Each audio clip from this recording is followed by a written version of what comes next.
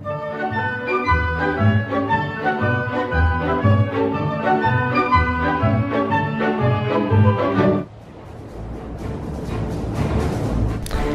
my friends, my name is Rad Russian 44. This isn't my actual accent, but it doesn't matter. I'm here with my little friend Sasha, and a little friend you'll meet on later. Today we're going to be talking about the Russian Revolution.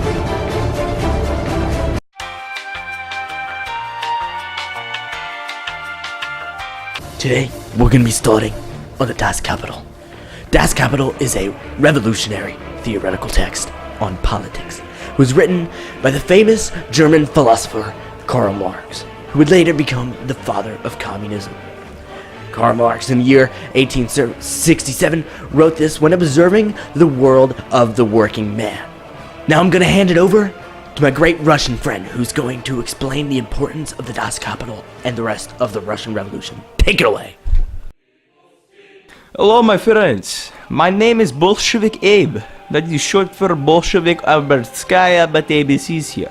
Now Karl Marx wrote of the grievance and injustice experienced by the lower class, at which time there were many. This is also known as wealth inequality. Before releasing this now legendary book, Marx would write various pamphlets in his native Germany as a journalist, an aspiring economist, political analyst, and sociologist. He would travel to the regions around him to help him spread the words of Marxism. His political ideologies of socialism and communism would be something that had yet been established. His teachings would put the working man first and protect the workers at all costs. These were the essence of his practice. Regions like Victorian England would pick up on these teachings and spread them about, making them essential parts of Europe. Eventually, these teachings would spread to the people of Russia, making a frenzy and a revolution around the time of Tsar Nicholas II's reign.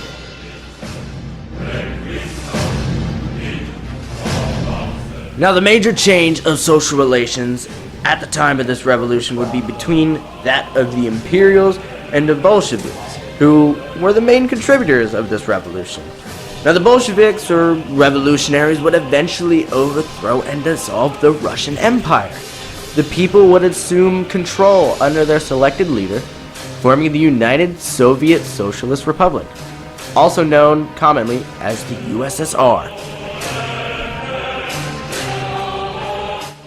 Now initially, the goal of this entire revolution was to overthrow the current and incumbent Russian Tsar and give the nation of Russia back to its people. The wealth and resources of Russia were to be spread justly and be in accordance to the people's needs. It would eventually gain strength as a superpower and acquire other countries within its borders. Now, imperialism had been precedent under the Tsar in Russia before, though the abuse of resources and power by the empire would cause the country to grow weak on top of itself with very little power for the people. When we talk about the causes of the revolution, we'll simply put the tyrannical nature of the empire caused it to become impoverished and weak, sparking a need for drastic change, hence a socialist revolution.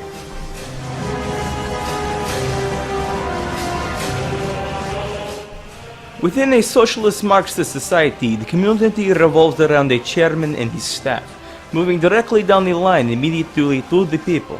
The economic and social equality of the people were the main focus of this new system of government, leaving a small few at the very top of the line of power.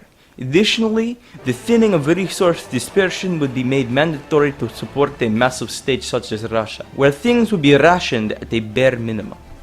Now, the spread of European political and social ideologies were the ideas of Marxism, socialism, and communism, which would be political and social practices followed by that of massive empires, including the Russian Empire. Now, these teachings would spread all over Eastern Europe, causing many countries to join the USSR, while other countries such as China would have their own revolutions and eventually adopt this way of thinking and governing.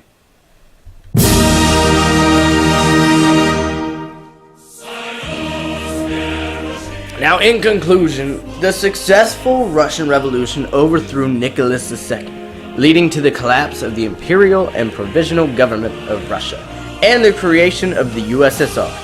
and the Russian SFSR, and ultimately politically, economically, and socially benefiting all Russian citizens. It was a new era for Russia's people, a revolution that worked.